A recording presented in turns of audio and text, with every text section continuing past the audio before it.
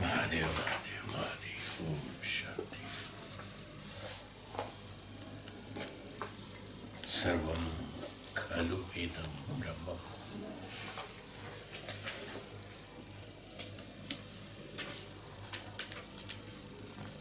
We discussed about the first sloka in this.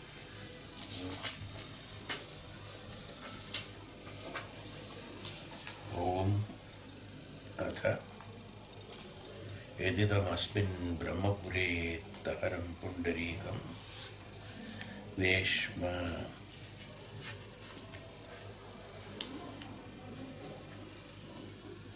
He is Maharshi here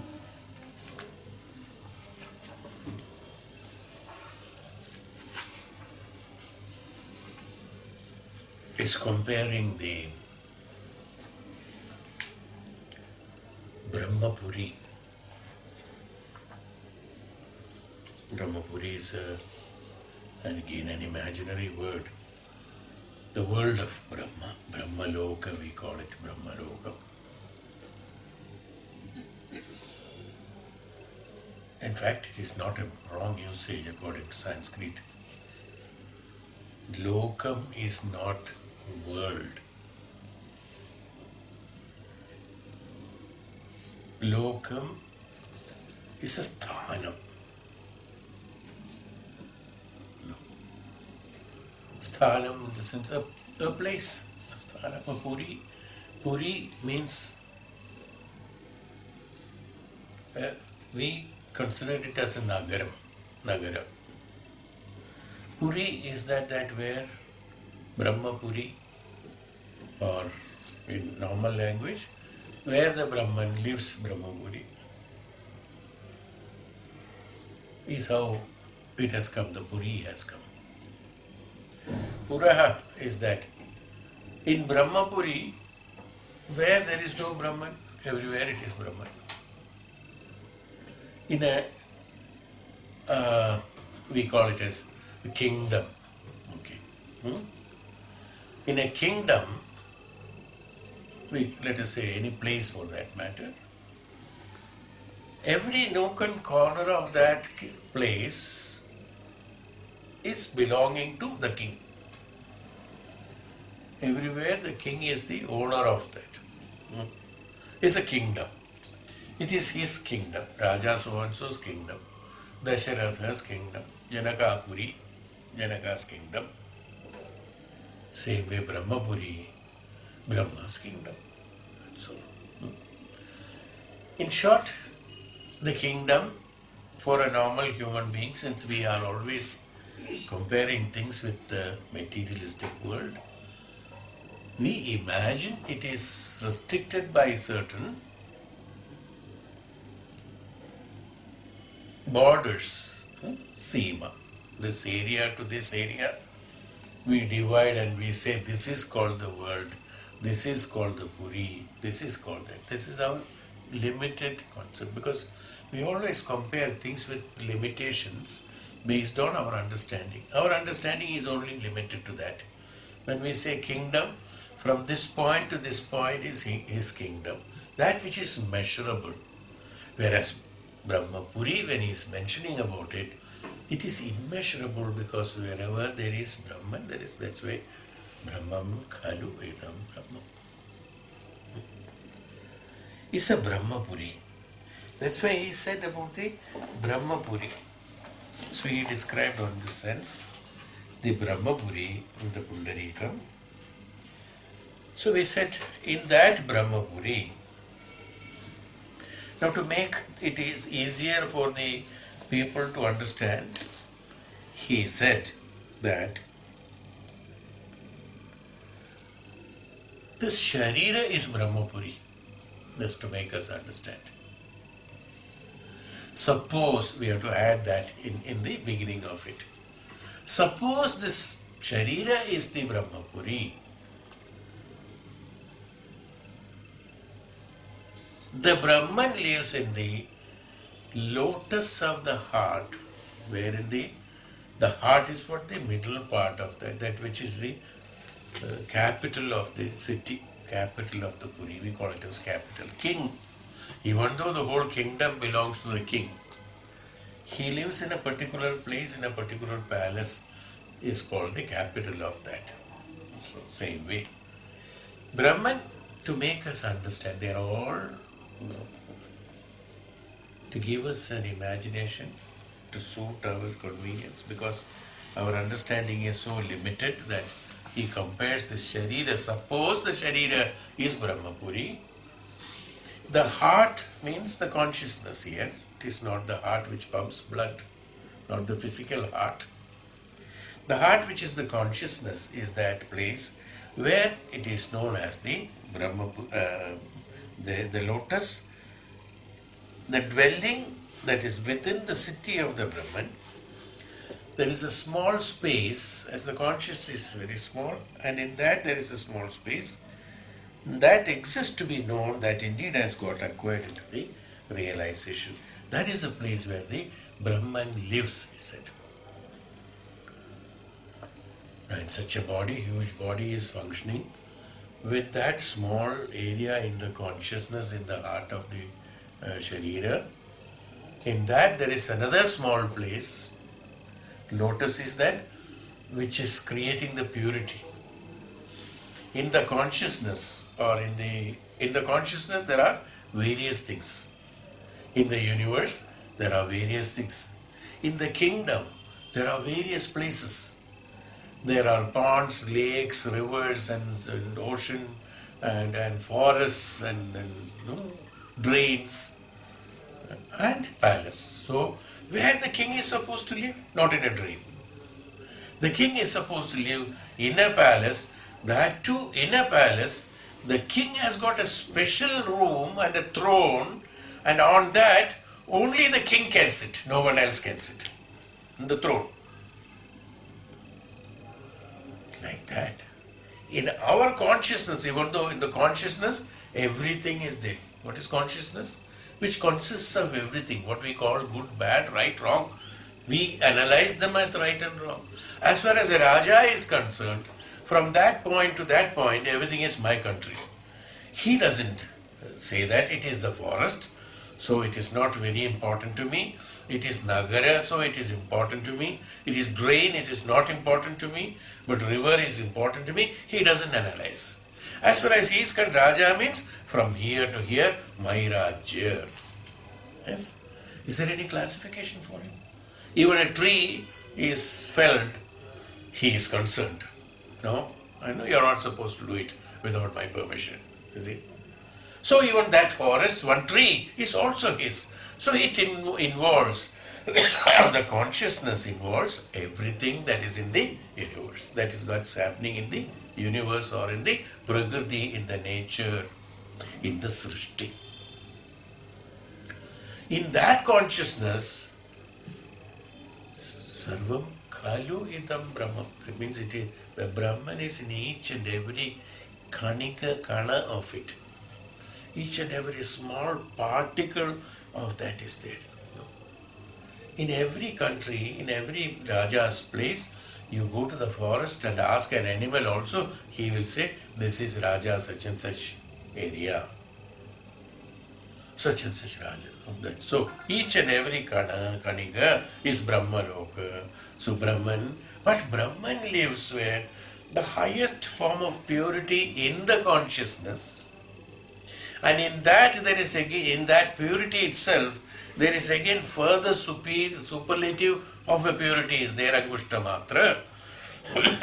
In that middle of that purity, in the lotus, the dwelling in the lotus is in the middle of the lotus, so that the purity around that is equidistant. Nowhere it is less or more. So in that, he glows and sits. Yes. That's called the Brahman. No. Here, see, that is a position where it is being seated.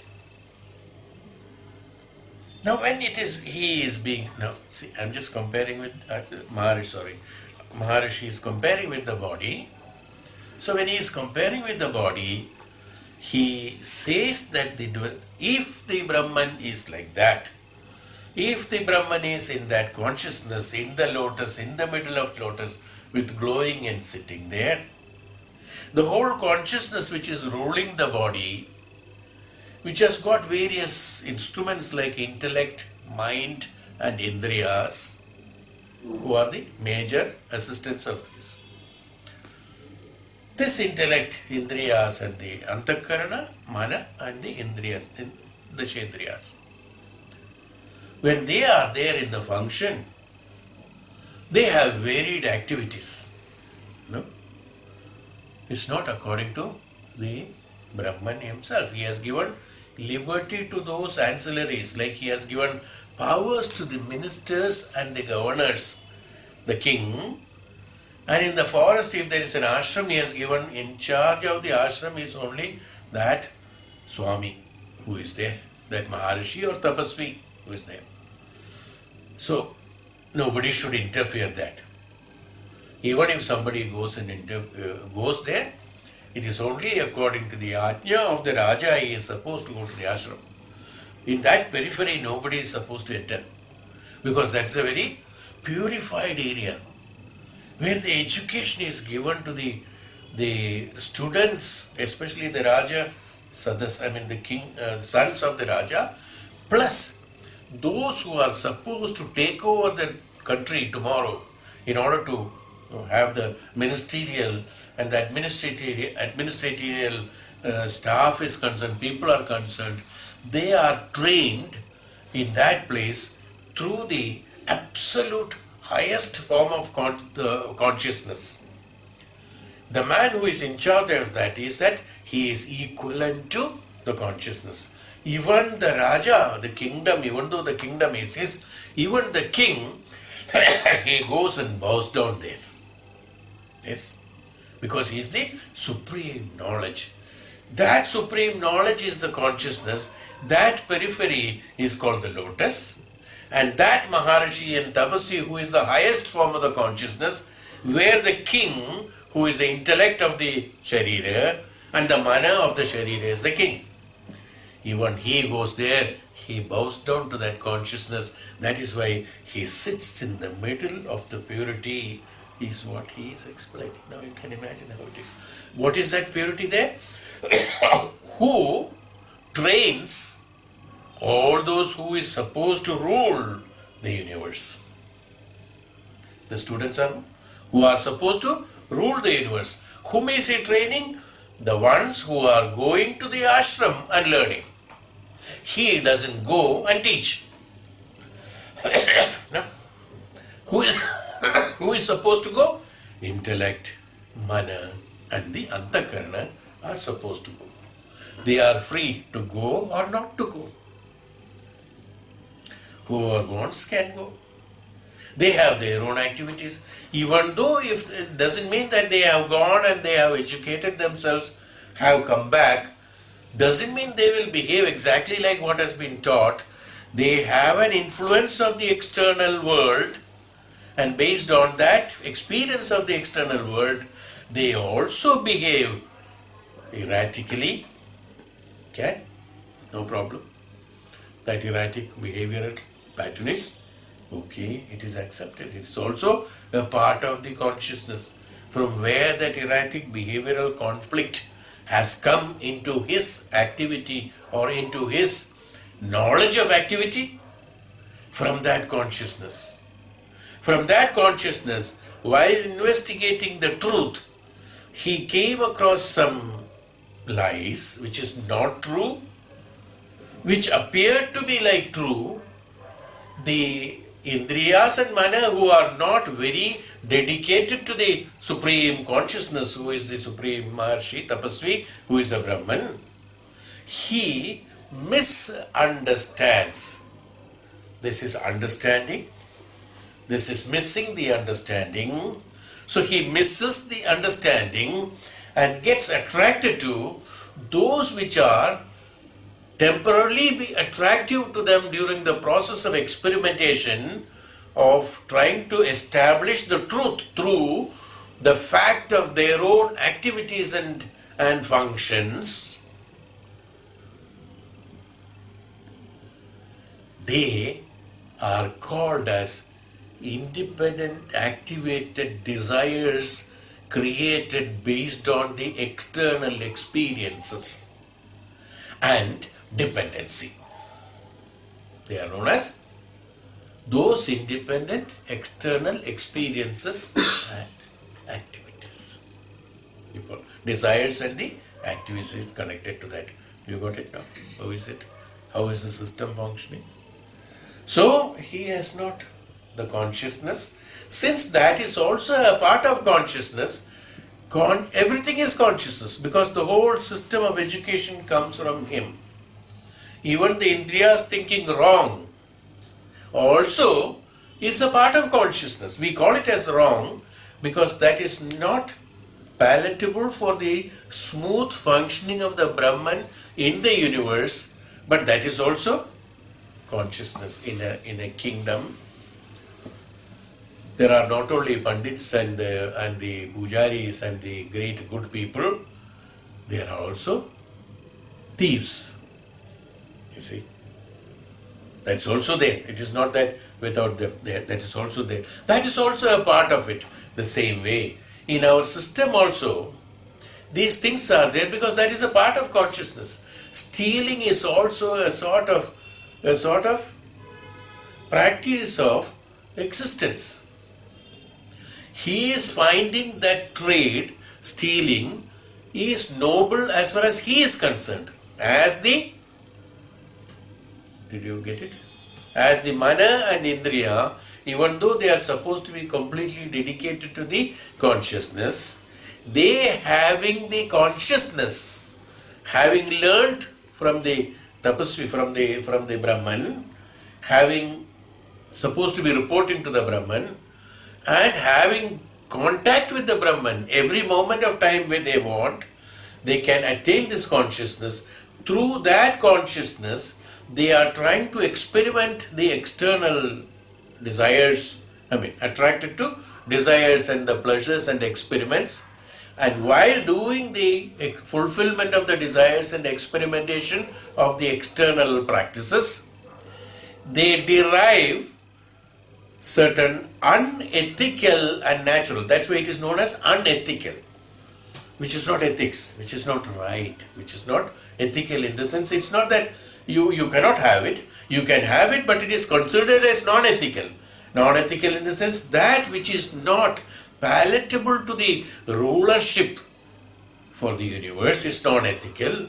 So he derives certain pattern of non-ethical, non-experimental, experienceable fact. He thinks it is factors as facts. They think it is a fact because it is derived out of it. It has been derived out of it. It is a fact. So since that they think that it is a fact, they accept that. Immediately what happens? They accept it. They can accept it. There is nothing wrong. They can accept it. If there is something wrong we find, we can accept it. We can accept it in such a way that we should identify that it is wrong and accept it. It should be accepted as wrong. Not the wrong should be accepted as the right. But here what happens in Indriya's case of Indriyas, because it is compulsive desire in them, I will call it as compulsive desire for the purpose of explanation. Because of the compulsive desire in them, it attracts the experiences that it is undergoing, and this will fulfill the desire through unethical practices. And that unethical practices, he will find it easier to absorb it because they are unethical. It is easier for them to absorb it, and he starts putting them into practice as and in place of ethical. So what will happen? Contradictions takes place. In the place of utility of ethical usage, the non-ethical practices are incorporated for behavioral pattern of ethical experiences, will have a contradiction, is called kashta and dukkha and all sorts of disappointments and desires. This is what happens. That means this Brahman, even though it is there, All these mana, antakarana, mana and the indriyas are supposed to be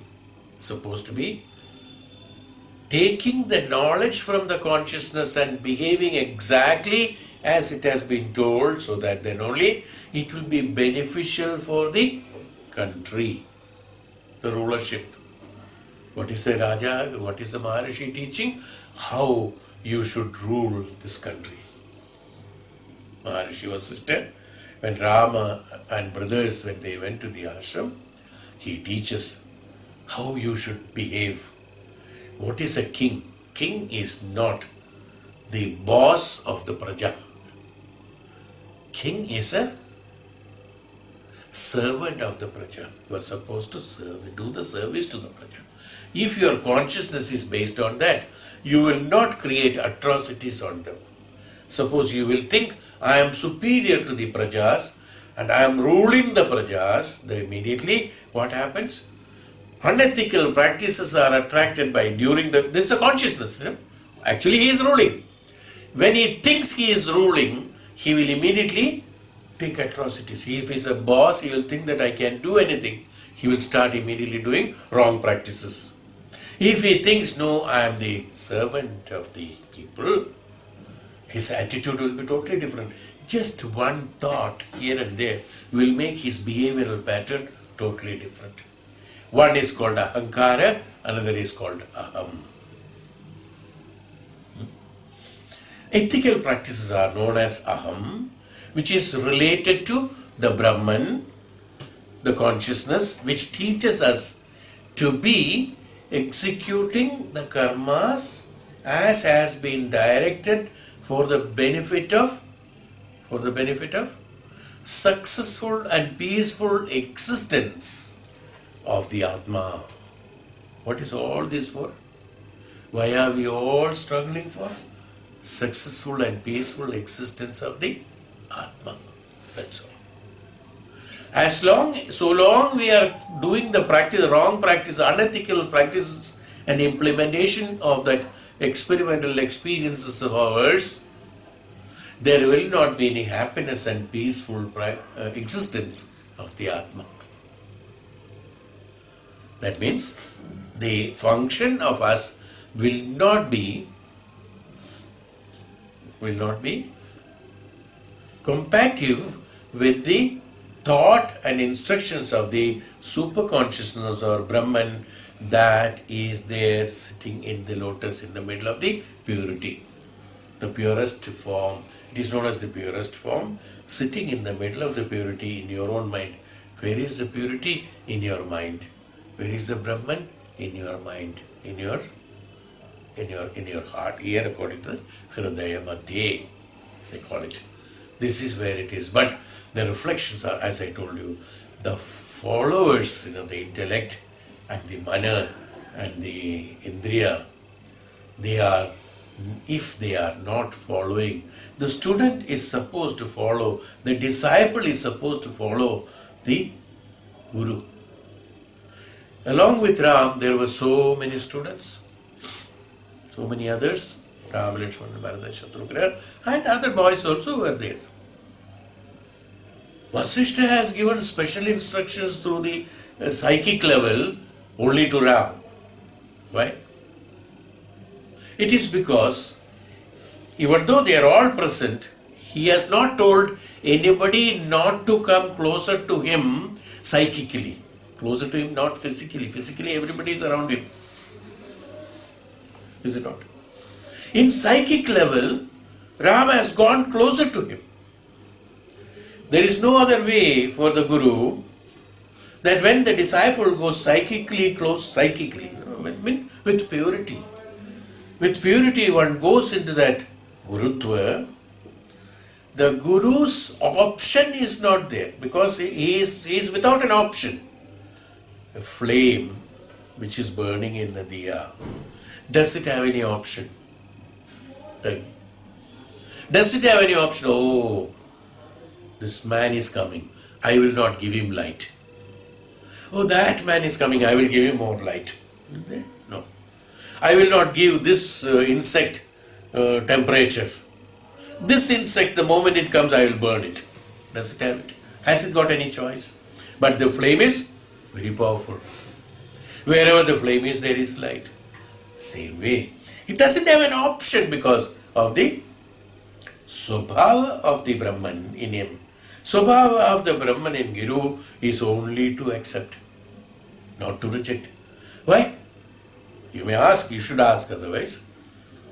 Why the Brahman has got Swabhava like us to choice of, or should we call him Brahman, poor Brahman? He doesn't have any choice. Should we say that? No. Why? Why? Because. Why? What's the reason? What's the reason why Brahman doesn't have a choice to accept or not accept? Purity. Consciousness. Sarvam Khalu Idam Brahman. Even that non-acceptance is also Brahman. Acceptance is also Brahman. So, according to the Brahman, he has no two words of acceptance and non-acceptance. As the flame doesn't have a choice for the insects to burn or not to burn, the insect, that's why I told you that example very specifically. So, whom he will burn? The one who falls into it, means he wants to destroy that. In the heat, it gets burnt. The ones who would like to have, or in the other way, the man who is in the periphery of the flame, he gets the light. The one who is not in the periphery of the flame, he doesn't get light. Flame did not have any choice that I will not give light to you. It was his choice not to come to the light, so he doesn't get the light. So the Brahman, the Guru or the Brahman in that, this is called psychic approach to the Guru. Inner peace and inner purity, absolute, we call it as Samarpana Bhava and dedication. When it has got acceptance takes place, then immediately what happens? That which is there in consisting in the Brahman, in the middle of that, the whole characteristics will be transmitted into him, because it is not a physical activity that the knowledge is being imparted to that. As I always told you, remember that imparting of the knowledge is not a physical activity. No. It's depending upon the capability of the acceptance limit, the knowledge flows. It's called transmission. It is why it is imparted. Imparting is not physically or intentionally done. Imparting of knowledge is not physically or intentionally done. Imparting takes place. Can I say the sun is imparting light? He doesn't have any choice, The sun rises, light comes. So the Bhagavan Ram psychically has been very closer to Maharishi Vasishtha, so immediately he took him along with him and showed the Brahmaloka. Is the story. That's how it is. Same way, if our intellect and mana and indriyas are directly in psychic level with total dedication. What is psychic level attachment? Psychic level attachment in the physical sense, what we call it as an absolute samarpana, an absolute attraction and attachment towards the consciousness. When it happens, the indriyas will start behaving absolutely like the Atma. Sarvam Kalvidam Brahma. The Brahma, capacity of the capability of the Jnanam of the Brahman, yes, Chetana of the Brahman, Chaitanyam of the Brahman, Prajna of the Brahman, all the capability of the Brahman will be there in the Indriyas or Mana or the intellect, whatever it is. There's no classification. They all become one at that point of time. So the behavioral pattern will be only Brahman, Sarvam Brahmamaya. So in an ashram, when that consciousness is there, when that is a purified area where anybody is, that's why even a Raja goes to, it's okay, little detailing. because it may not be connected, it comes to me. Even a Raja goes to an ashram, Ayudha will be deposited at the, like you go to the malls and your chaku is deposited in the, what is that? That where they collect it and keep it, okay. That which is not permissible. So, even a Raja goes, what happens? He removes all those Ayudha, which is he is supposed to carry for his purpose of living. That's a different thing. He deposits outside with his soldier, keep it everything there, and he goes with bare handed. That's all. No Ayudha there. Why? Because Ayudha is an obstacle. Because the Ayudha will always give him. What is an Ayudha? Ayudha is an additional property that you got for you think to have a protection of your life. That's why you are keeping the Ayudha. That means you are not confident enough of keeping your life without the support of an Ayudha. So a person who is dependent on the externality, a person who is dependent on the externality, that for his survival this Ayudha is required, is why he is going there. But when he goes there, that is only where the consciousness is not there. So when he is going to that consciousness or Brahman, an Ayudha is not required, because the Supreme Brahman himself is a protection, because everything is Supreme Brahman. So this Ayudha is superfluous, and not only that, it is not permissible to take it, because it will be an insult to the Brahman, is it not? Suppose you go to a guru's place with an Ayudha, it's an insult to him, because he is a person who is capable of protecting you from calamities, from all sorts of bad for you. He protects you in all respects. Even though we may think that we are having bad, we are having dukkha, we are having kashta, that is your perception of identification of externalities, because you are attached with the desires of externalities. But as far as the Guru is concerned, he protects you from all the evils. There is no doubt about it. So a person who protects you from all the evils, there you don't have to go with an Ayudha, where you have to use it for your protection, is it not? That's an insult to him, and also it's ignorance to you. Maharshi has not told the Raja not to bring the Ayudha. Is there in the list of restrictions? No. It's not there. He did not tell anything. It is Raja's consciousness, because the Brahman is ruling him. It is his dedication and devotion and confidence on the Guru, on the Tapasvi, that he is keeping the Ayudha out. You see, a small action, how much you have to think about it. Is it not? So everything is deposited with the soldier. He says that you stay away here. You're not coming inside. He goes barefooted, without any Ayudha, with folded hands, with all sorts of reverence to him. He approaches the consciousness. This is how we, the Indriyas, the Mana and the intellect, should approach the Brahman inside you. When you approach the Brahman inside like that, that means with absolute total dedication and devotion, with no misconceptions and no misunderstandings, when you totally dependent on the consciousness or the Brahman, then the reflection of the Brahman comes to you immediately. The mukti, moksha, is produced to you for the Indriyas as well as this.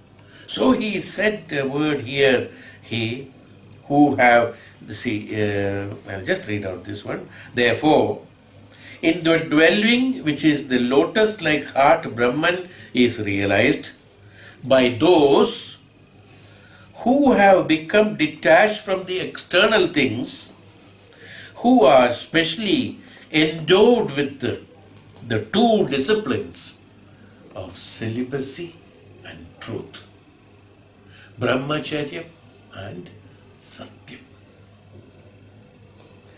When you have that Brahmacharya is that dedication to Brahman is Brahmacharya. No? And Satyam is that described about the Satyam in the previous class. What is Satyam? That absolute dedication and devotion, in our common language, Shraddha and Bhakti. With that Shraddha and Bhakti, goes, he is able to attain that, the consciousness inside you, is how he says about this is called the Brahmapuri. The total is the Brahmapuri. In that Brahmapuri, the consciousness is there. How? In a practical way, when I compare it, in a Raja, in a kingdom, the king is there and he sits on the throne. Yes, the right Raja sits on the throne and he is asking all the prajas, whoever has got any problem, he sits along with the ministers. Who are the ministers? Intellect, mana, and the Indriyas. Along with them he sits and and asks the praja to come in the parliament, express themselves, their difficulties, and without any partiality, without any injustice, he provides justice to everybody in the right way, is the king. Who is the praja? Praja is the results of the thoughts that is created by the affliction of the habitual behavioral pattern of the Indriyas and Mana are the praja. Who have got problems? Who got problems? So praja has got the problem. Who are the praja? Praja are your thoughts. Praja are your experiences of your Indriya and Mana. When they be present, now you have to present those praja. Minister says, no. Dwarapalaga says, you are not permitted inside the king's place. Now his problem is not sorted out. Or some corrupt minister, he comes out of the palace and says that no praja will go to the king, I will give you solutions. Gone, everything is finished. What happens? That is why all the ministers should be abiding the rules and he should sit. When they are asked about the opinion by the king asks opinion to many people. What is your view? What is your view? He has got a problem like this. He assesses the condition. On which condition and circumstances this has happened to that poor man. Let us give him the justice. So he decides the justice and give it to him. Before he gives the justice, see our old pattern of function only in our country, in India, in Bharata, not India, Bharata. In Bharata only, there in our system, the system of ours was that every palace, every kingdom has got a Rajguru. A Rajguru is a Maharshi, a Tapasvi. Before taking any decision, small decisions he takes, okay. Major decisions or any decisions for that matter, some Rajas, he will definitely discuss with the Rajguru. Hey Rajguru, he will not speak otherwise, no. Rajguru is in the parliament, he will never speak unless he is asked. So, all the opinions will be heard. At last, hey Bhagavan, hey Rajguru, I'll ask your opinion about it. Rajguru says, hey Rajan, according to the rule of the rulership of king, or according to the peace and the knowledge and the prosperity and this is concerned, this is the right decision to be taken. Now I leave it to you. What do you do? Rajguru, he just advises him and king absolutely follows that, because that is the advice from the consciousness. Do you understand what I am saying? The same parliamentary system has to be adopted in our functions of moment to moment decision making is what I am trying to tell you. Is what? Not I. The Maharishi is trying to tell us. An instantaneous decision by your mind, by your emotion. You get angry, you get agitated, you get affectionate, you know everything. You get the love, affection, and hatred and jealousy and all those things. What happens? They are all the decisions taken by your emotions which is the mind and indriyas have taken based on temporary experimental experiences on which you, what happens? You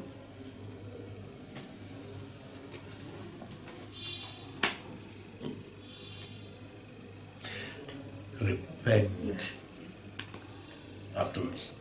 Why the repentance have come? I have taken a wrong decision. Indriya will take a decision immediately because it's an impulsive decision. Oh, no? The love, let it be the love, let it be the hatred, they are all same. Colors are different. When that same thing is turned like this, it is love. It is turned like this, it is hatred. It is turned like this, it is irsha or jealousy or this. It's the same thing. I have got different colors or different patterns. Depending upon that, if you take a decision, what will happen? The repentance has to happen. What is repentance? Repentance is that experiencing the dukkha and kashta is repentance.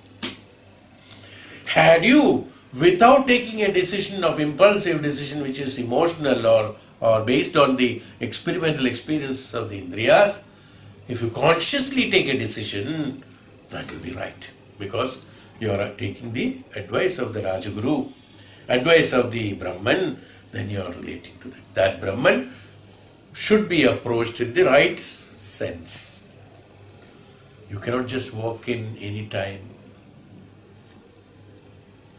You have to have certain rules are there. Celibacy and truth has to be there. Shraddha and bhakti has to be there. They are only permitted in that even though it is within you, you cannot go inside that lotus. When you go inside the lotus, then only you can see the Brahman. Outside the lotus is you are not permitted because you have ashraddha. That purity is not there. Go and bathe and come. Then only you are permitted in the temple. Why the temples have got restrictions in South India? What is that? Purity. You have to bathe, then only you can go. When purity is there, that means purity means here, what is that?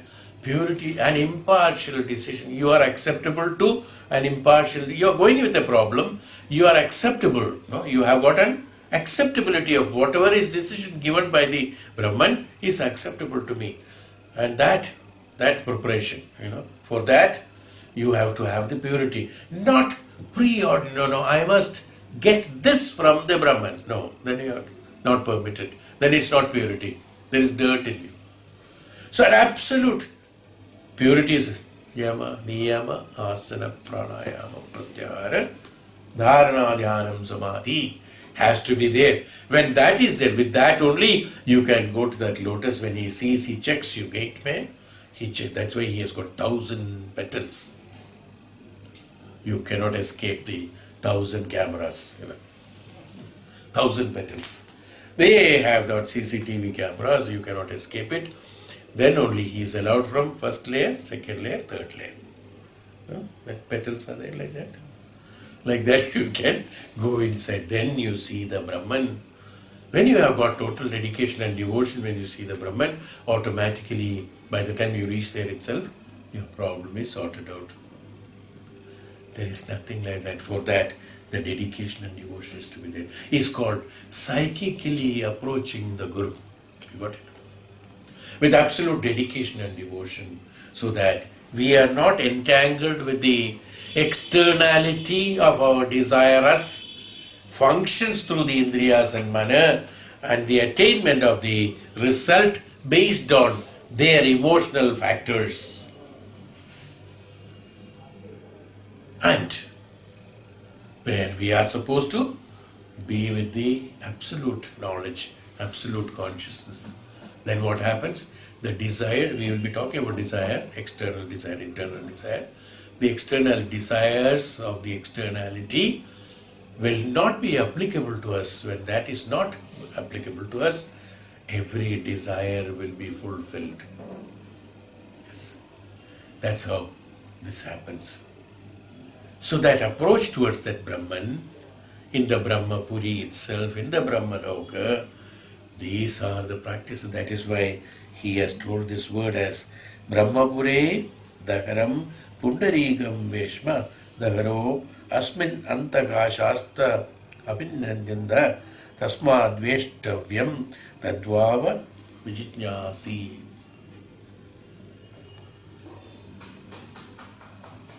Specifically mentions about the dwelling of the Brahman is what this details gives.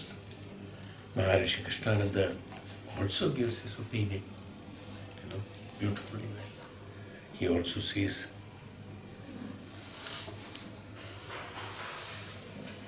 everything else is capable of definition and understanding. One's own self is the greatest enigma in the whole world. Everything can be investigated into, but not one's own self, because it's the great secret by itself. The heart of the man, which is a pivot of every kind of activity, whether internal or external. It's very difficult to explain. That's why such sentences are used, which is not common. See, everything else is capable of definition and understanding. No one can be greater mystery than our own self. No one can be mystery than our own self. Absolutely. Nothing can be mystery. Everything can be seen by us, understood by the external world. What we are talking about that's also limitation. It's not that we can see the whole externality. The externality itself is a false impression on us. What is externality? Externality is that, as I told you, objective thinking is called subjective thinking. I have explained about this. The same meaning comes here, more or less repetition comes here. The externality is nothing else. That when I think it is not inside, and when I imagine that, because I have got a consciousness, I am dependent on the consciousness of the Brahman in Brahmapuri. When I am dependent on the consciousness or the knowledge or the jnana, whatever it is, certain knowledge is there, from that only I am deriving certain things. When that derivation of certain things, which is known as desire, when I am deriving out, I told you in different language that about the indriyas, emotionally contacting externality and taking a decision, a unilateral decision by the indriya, in order to achieve experimental experience, and when it is implemented, it becomes unethical, not ethical, is what I am talking about here also, same thing. What is the secrecy? The secrecy is that how to behave ethically so that I can relate with the Antaratma, I can relate with the Atma, so that I will have the behavioral pattern exactly as the Atma. Because the body, let me call it this, okay, for the purpose of explanation, the body and the mind and the indriyas have been created only for the purpose of experimental experience of the Atma. Okay? So it is his instruction that has to be followed. Simple. If Atma's qualities are not incorporated into this system, what will happen? These systems, even though they are given independence through the consciousness, the consciousness, after experimenting and experiencing with the knowledge of the consciousness, how are you experimenting? How are you saying this is good and this is bad? How are you saying this? We are not learned everything in the book, is it not? You see a material, you see a place, you see a flower, you see a person, you see a book, get an idea. Whatever it is, this is good, that is bad. How are you saying that? This is based on your consciousness, you see. That jnanam from the consciousness. Anybody has got this. Even a child has got that, who has not learned anything. He also has got that option. The one who has not learned has got the same option. The one who has learned also has got the same option. There is no difference between any of them. So everybody has got that option of understanding, and jnanam is based on the jnanam that is prevalent in you, or atma in you. Let me call it in you for the time being. Even though it is not right word. In you. But suppose that atma is there, and that atma is the one which is wanting the certain experimental experiences due to whatever reasons, it may be due to previous janma karma and all that. One has to follow the followers, that intellect, antakarana and the mana and the indriyas have to follow the atma in strict adherence to the principles and knowledge and the discipline of the atma. Then only you will derive the right benefit. Then only your atma, what you call as you, is your atma. Then only you will get the right benefit. Your sharira will not be satisfied. Your mana will not be satisfied. Your indriyas will not be satisfied. Even if they are satisfied, you are not deriving the result out of it. Who has to be satisfied at last? It has to be the mana who has to be it has to be the atma who has to be absolutely satisfied, unless that's why it is known as not satisfied, it is known as fulfilled. The desires to be fulfilled. When you have because of that consciousness, when your mind and indriyas and the antakarana creates a desire inside you, this is a practice. A desire is inherent. It is there in everyone, in everything, in every atma. Whenever the atma is transmitting the knowledge into the others, imparting the knowledge, there is a desire created. When Guru Vasishtha is psychically transmitting on to the other disciples, the jnanam is imparted to the disciple. At the moment the jnanam is imparted to the disciple, he gets a desire in him. What is that desire? The desire to be with that knowledge more and more is a desire, actually. Is a desire. So since that function of that desire, the quality of the desire, how the desire comes, is how it is. Since the quality of the desire, if it is supreme, and he has got bhakti and shraddha, his mind, if he has got bhakti and shraddha, he will be totally dependent on the atma, not dependent on the supportive structures which are known as indriyas and mana. He will not be dependent on them. He will be dependent on the atma. Whereas when such a desire is created, it's an emotion. It is something, whichever it is. A desire is created. When there is dedication and devotion or shraddha and bhakti, the desire will be fulfilled by attachment to the antaratma. But what happens? The moment the desire is taken place, lot of factors which is known as externality. Lot of factors of mana and indriya, because mana and indriya are in contact with evil as well as the satya, both. It is attracted with both.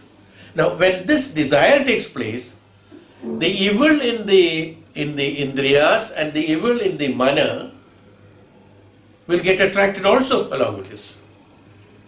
So what happens? His attention, if the mana's attention goes into the evil, immediately the desire will try to fulfill its requirement through the externalities which is known as evil, and then the downfall. Then it will come to the indriyas and try to find out where I can get the fulfillment.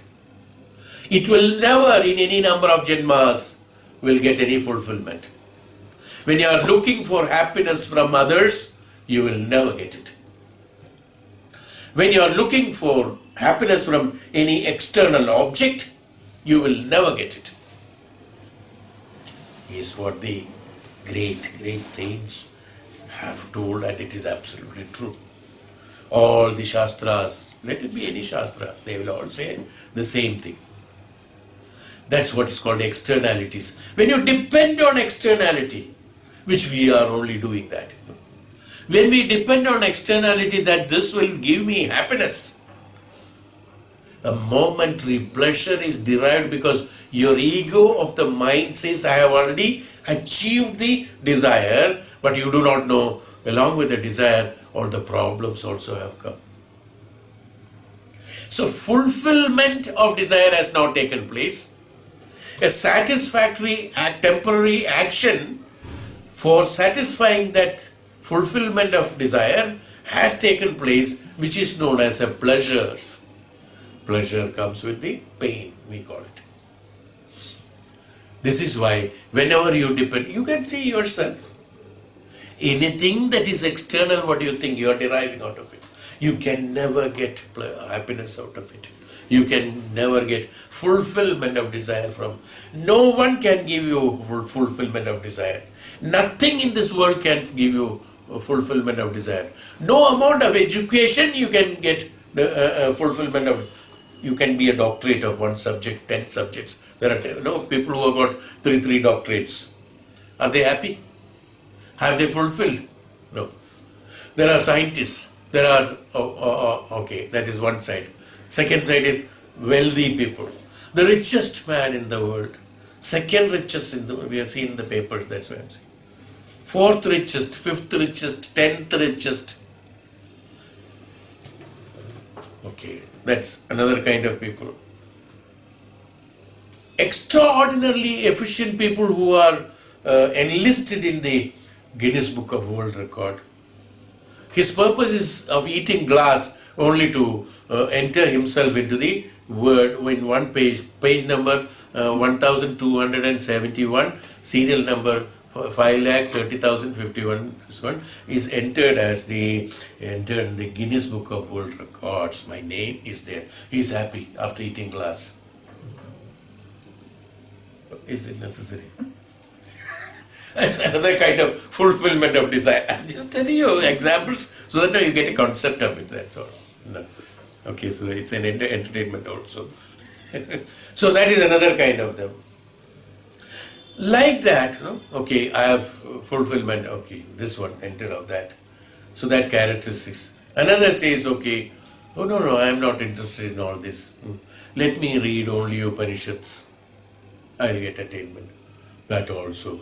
What happens? His happiness or derivation of the happiness only ends with reading of Upanishad. Like Narada explained, I know Rig Veda, Sama Veda, Yajur Veda, Atharvana Veda, all Puranas, all Shastras, all this I know, everything I know. Still, what is it? Hey Bhagwan, I am unhappy and sad. Tell me the cause of my worries and sadness. What happened? He knows everything. So, another kind of people. None of them. That means the one, whoever has got dependency, what he thought? The Vedas will give you the happiness? No. The books of the knowledge will give you happiness? No. You have to become the knowledge is what Maharishi says. Ultimately, initiating him into that knowledge of the internality, we can call it as internality since I am explaining about externality. Anything that is external to you, or anything it is external, if you are depending on anything that is external to you, will give you happiness. Impossible. Let it be any close to you, any precious to you, will always give you sadness. Any attachment comes with detachment. Every coming close ends with departing. Is it not? Every coming close ends here itself. I think somewhere I have explained that. In Upanishad it has been told. Every coming together will end in separation. Coming together and separation. So I have told you these examples. Now, generalizing it in one sentence, Upanishad says, anything that is done will not give happiness. Anything that is done will not give happiness. Anything that is a karma will not give happiness. You understood what I am saying? That means You intentionally is doing something for attainment of the fulfillment of desire will not give fulfillment. Then what will give you fulfillment?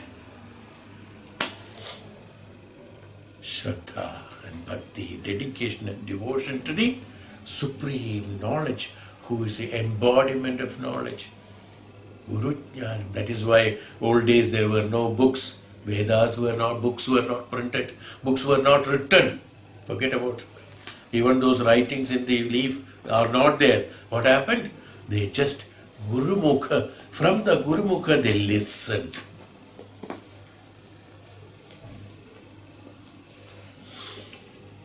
Not by hearted, listened. Shravanam, they said.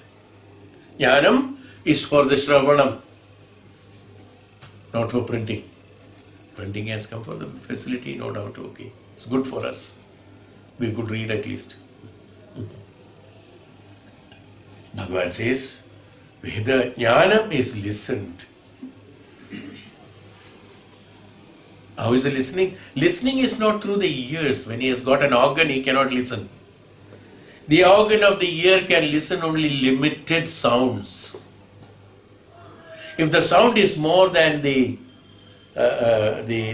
parameter of the listening capacity, you cannot hear. We have explained about Shravanam earlier. If it is too much and too less, we can't hear. Same way. So what happened? That becomes imparting the knowledge. That's why the knowledge, when the knowledge is read, it is incomplete. When the knowledge is understood, it is simple. That's why I told you in the last chapter, you remember, don't understand. Don't try to understand. If you try to understand, you will not fulfill it.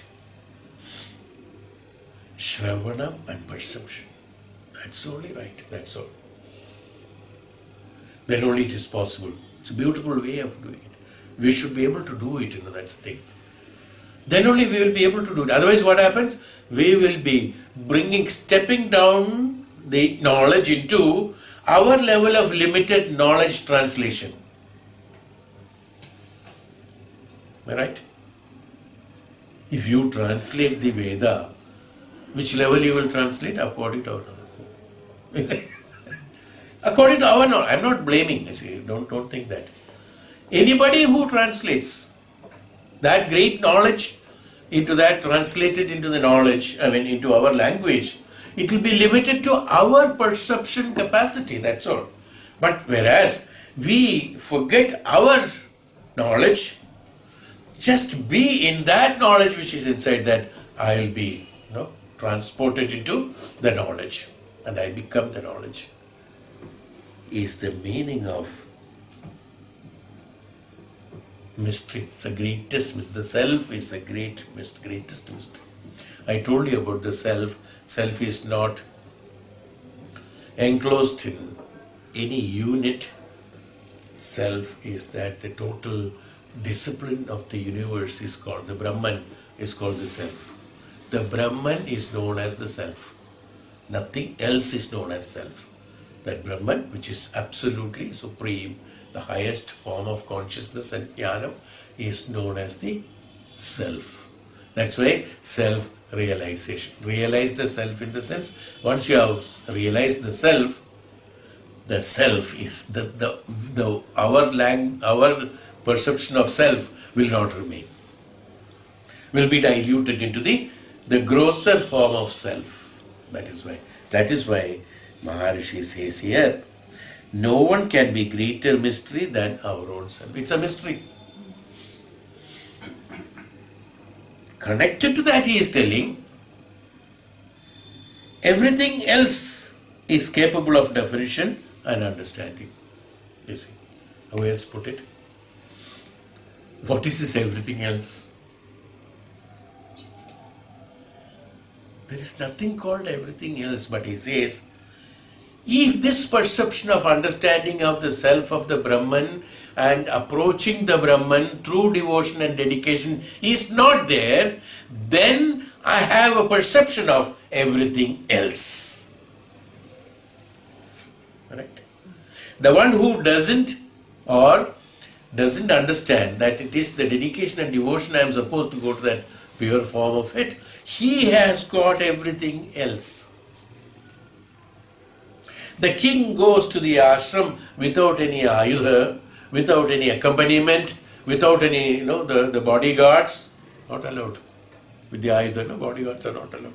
Here, simple, humble way he goes and approaches, takes his advice, touches his feet, takes his blessing, and he comes back and again takes the ayudha. That is called everything else. It is not required, but the discipline says it is required for Raja. Okay, I'm just telling an example, not literal meaning of it.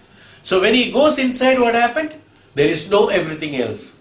He is absolutely protected by the powers. The moment he enters the ashram, he is protected by the Guru, by the Maharshi. Humble and nice and peaceful, he says, hey Bhagwan, so nice here, no problems, no praja, no indriyas, no mana, creating complexity. Nothing is there. I'm very, very happy here. See, happiness has come without any problem there. Why? He, with his dedication, he has approached the highest conscious form, where absolute happiness is only there. But when he comes out of it, then everything else is there. That's why he says everything else is capable of definition and understanding. When he comes out of the ashram, then only he realizes about the definition and understanding. He depends on the other things. Till then his dependency was only in that. No dependency of externalities are required. Since the externalities are not required in an ashram, he intentionally told the soldier to take the sword and the gada and keep outside and stand outside. I don't want you inside. That means he is aware of it. Inside it is not necessary. I am very well protected because it is forbidden there. Mrityu, it doesn't come there. The ayudha will bring only Mrityu. Inside, Mrityu will not come. Only there is salvation. There is only moksha. Even if Sharira dies, suppose the king inside the ashram, he goes, he got a heart attack and he dies. Even then it is not Mrityu. Yeah. You are getting it, see? So it's not Mrityu, it is moksha. Suppose I am surrendered to the consciousness and my Sharira goes away, it is not Mrityu, it is moksha. Because I am with the Brahman. Yeah. This is the perception. When I have that concept is different, then everything else. That is why the second sentence of this has been used. Everything else is capable of definition and understanding. Whatever everything else can, understanding and definition can derive, it can never understand what is self. Can it? Can any of our activities, can any of our knowledge of education, can any of our wealth, can any of our capacities, can any of our support system, can anything in this universe help us to realize self? No. Only the jnanam that is imparted from the representative, the representation of the consciousness of the Brahman only can make us realize the self. That embodiment of the Brahman only can, that is why sarvam, even though the jnanam of Brahman is in everything, I am not able to realize them and I find them as externalities. In fact, the jnanam of the externality also comes from understanding of me that is there inside me. Many people understand many of the things in the universe. Some people understand only something in the universe.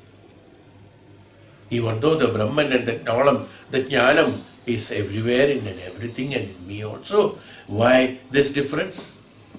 The ones who are dedicated and devoted will be able to identify. Once you know the Brahman, the self means, realization of the self means, know the Brahman, you know everything. Once you know everything, once you know everything, you have everything. Once you have everything, the desires that is there inside you is fulfilled. Is why we always, Upanishad always say that by identification of the Brahmajnanam in you, your desires are totally fulfilled, your dukkha and kashta is totally removed. Because Ajnanam is removed from there. Because of Ajnanam only we are dependent on the, how are we get bondage? Bondage is only because of the Ajnanam. Yes, because we are trying to find out happiness from the externality. So and so will give me happy. If I do something like this, that will bring happiness to me. If I eat that, I will get happiness from that. If I do this, I'll absolutely dependency on that which is absolutely on which I have no control. And I am dependent on that for happiness of mine. Do I have any control of the taste of the food? Value of the food? Do I have the control on the person from whom I am expecting happiness? Do I have a control? No. Do I have control over the season or the climate from where I can derive happiness? Do I have control on that? So my imaginary functions, you see what happens? Absolutely egoistic, ignorant conclusions that I will derive the happiness from out of that and blindly walking through that. If you get it, get it. If you don't get it, don't get it. And even if you get it, what happens? That what you get is also only pleasure, not the happiness. You have to get liberated from the dependency of the externalities. Externalities are imaginations. Externalities are not that is outside the body that you are able to see. No. Externalities are those which are created by the indriyas in the manner during the process of their experimental experiences. They come into both opposites.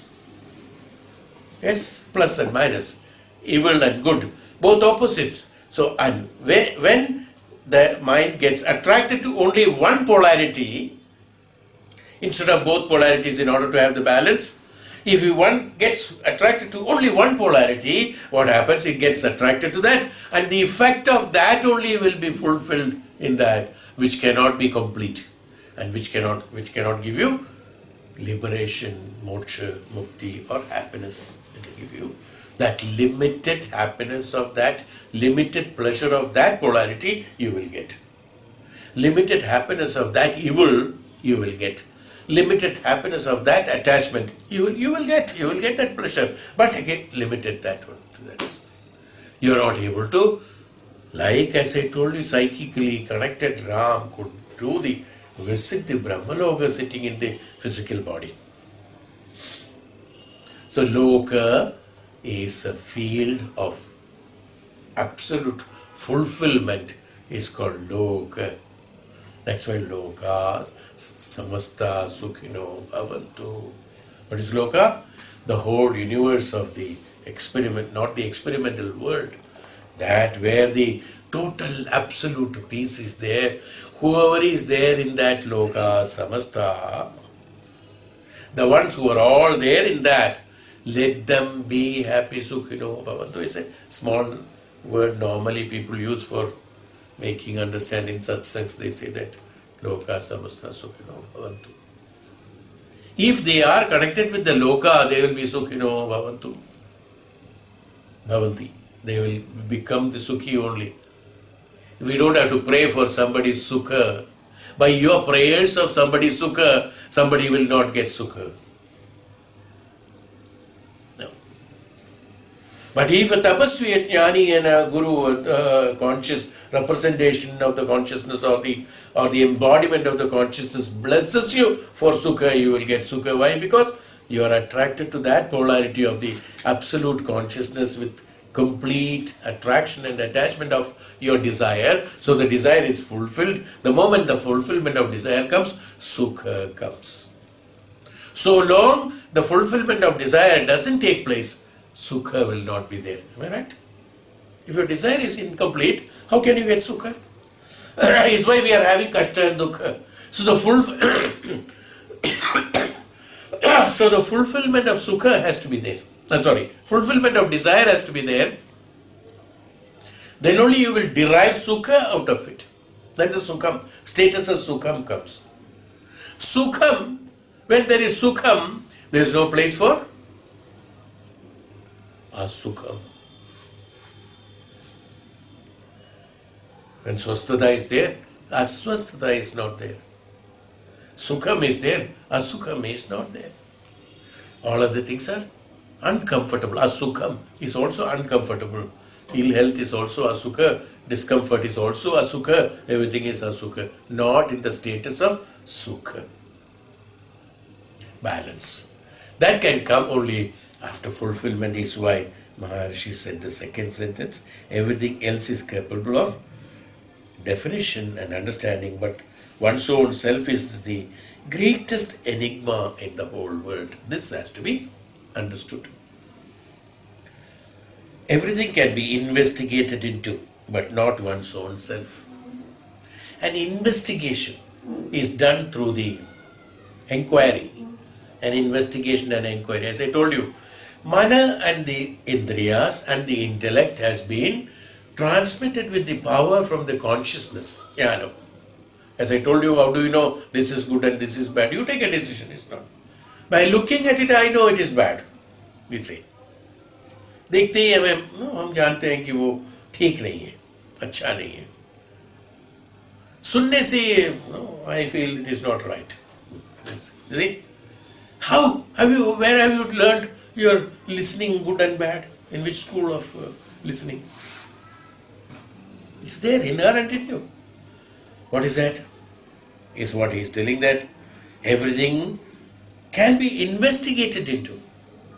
You have investigated into it through the mana and the indriyas with the base knowledge of the consciousness that has been transmitted from the Brahman, Brahmaloka, Brahman or the Atma. From that you have got that knowledge which is good for you, which is not good for you. You are saying that is not good, is not for that, that is not good for the world. You are saying that is not good, that's not good for me, for experimenting my own purposes. So it is an investigation. In fact, when you look at a broader sense, when you are not conscious of your body and mind, you will find there is nothing called not good in this universe. But when you have localized your or bound yourself in the four walls of the body and the mana, then you have identities of that which is good for you and which is not good for you. Yeah. So the good and bad is only an investigation done by you in one's own self. You understand?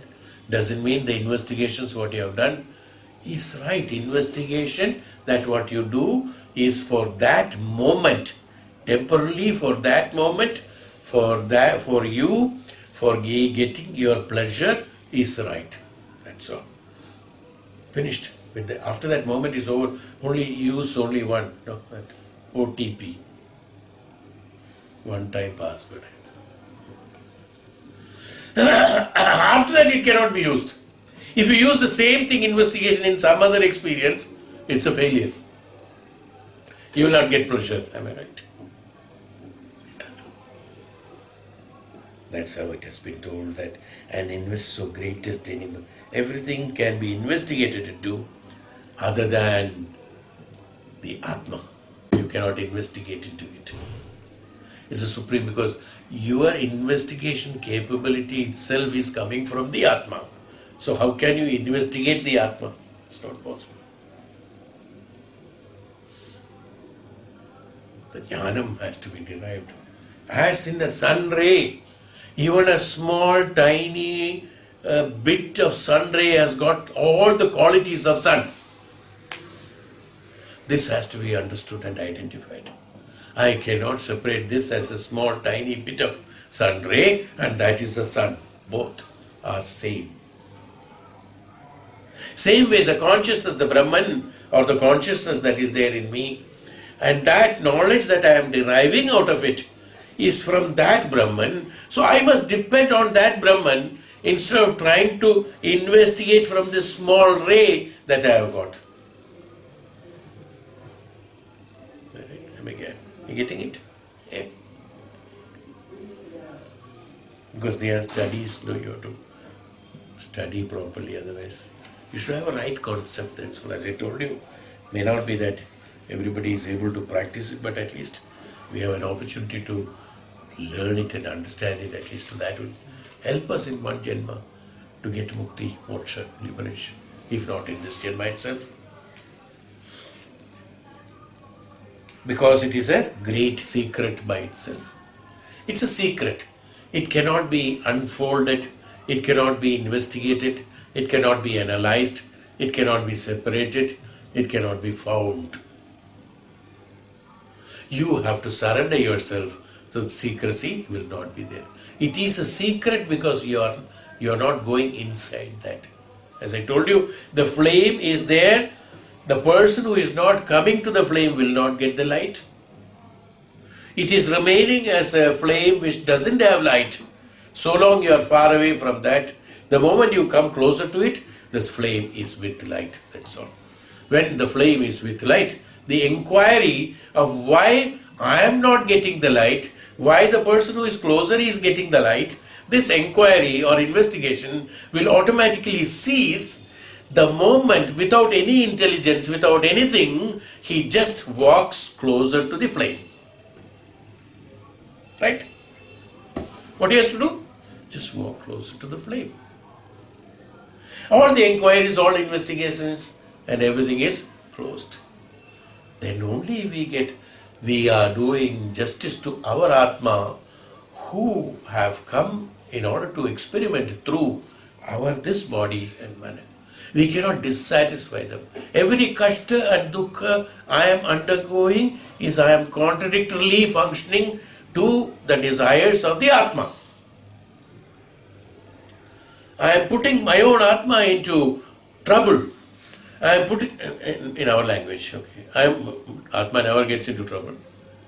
I am putting, let me say I, the Sharira and Mana, I am with my activities of not understanding the Antaratma, I am activating the evils of the externalities and functioning through that and creating kashta and dukkha and this opposites of it and making my own Atma, suffering, we call it as let me call it as suffering. My own Atma, dissatisfying my own Atma. If the Atma is satisfied, the activity that I am doing will be very pleasant and happy. When you have Upanishad, listening to Upanishad, when I am talking Upanishad, my case, when I am talking Upanishad, absolute happiness, no problems. Whether somebody likes it or not, immaterial, listens or not, immaterial, I am doing it. You see what happens? Related with the Antaratma's desire, related with the Parabrahman's, Brahma Tattva, Brahma Jnanam. So there is no scope for anything else except that brightness is there. I am telling an example, that's all. Don't take it otherwise. I am just telling an example. Same way, when you are listening, so beautiful. See, what is it? So wonderful, so nice. See, nothing else comes. What is it? How is it? Nice, wonderful. What is the meaning? I don't know what is the meaning. But it is wonderful. Okay. Yeah, good, fine. I am not here to know the meaning. I am here to know the beautifulness, that's all. That's why Shravana. Don't analyze it. The moment you analyze it, there will be two parts. Evil and good. The moment you analyze it. That's why they say, don't analyze it. Take it as it is, because that's the absolute jnanam. The absolute jnanam gives you that happiness and pleasure. Is why when I am speaking, when you are listening, Upanishad and the Veda Vakya and the Ishwaratva, Bhagavad Satya and Bhagavad Pada gives us absolute peace and happiness. Because we are related directly to the Antaratma and we are directly related to the Brahman, and we are not with full dedication and devotion, and we are not trying to relate through the investigation through the Indriyas and the Mana. Is why that absoluteness comes. There is no classification, it's absoluteness. Some lady has written in my comment on my listening my classes in YouTube, somebody who is in Dubai or Abu Dhabi, I don't know that lady. I told you also, I think, I have told everybody, because it was a very happy news. She says that her son, I mean, she is an elderly lady maybe, her son may be employed. Her son, who is not a believer of all, he thinks that Upanishad means it's a Purana. They don't know even what is Upanishad. They all think that, oh, Hindu Shastra, some Purana. She's an Indian lady only, from Haryana or something. Her son was had an aversion to listening to these pravachans. He generalized the pravachans, no, ours also. But what happened was, where she listens to, through the computer, where she listens, the treadmill for him to exercise was placed in the same room, in a different corner. So automatically when he was exercising is the time when she is listening to this, these classes from the YouTube. The son, while doing this, 2 times, twice, thrice, 4 times, 5 times, he listened to all our classes, and one day he just stopped the machine and came to mother. Mother said, this is wonderful.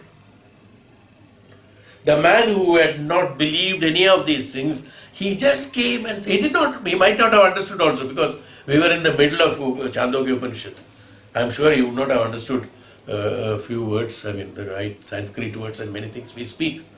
But he said that this is truth and this is wonderful. This is truth and this is wonderful. Now you see, enough. He has related with his Antaratma through this jnana. This is the ultimate that what is required. These are all happening only for that. Yes. But you cannot prepone it and say, no, I am happy, I don't have to know anything. This is... Such is the heart of the man, which is a pivot of every kind of activity. Heart means, again, that consciousness, whether internal or external. Now the question of internal and external doesn't take any course of action in this. The great teacher of this section of the Upanishad tells us that there is a city of Brahman, the absolute in our own self, very small lotus. This we have already explained. Lotus and the God inside. Then the second shloka we will take in the next class. Okay, shall we stop today? I think this itself is good enough for contemplation, quite more than enough. We should do it. Be with it, just be with it. You will reach that. Be with it, reach that. Don't depend on those. This is something, it's wonderful that to be, at least to think, at least to revive once more. Let it penetrate into you. Let the whole thing soak in you. Every part of you, every organ of you, not only in the mind and thinking part of it. Let it soak, let it penetrate, let it soak inside you. As you pour water, it flows and soaks everywhere. Same way, let this jnanam soak into you. In your ear, nose, ears, and mouth, and organs, heart, stomach, everywhere. And the brain also, of course.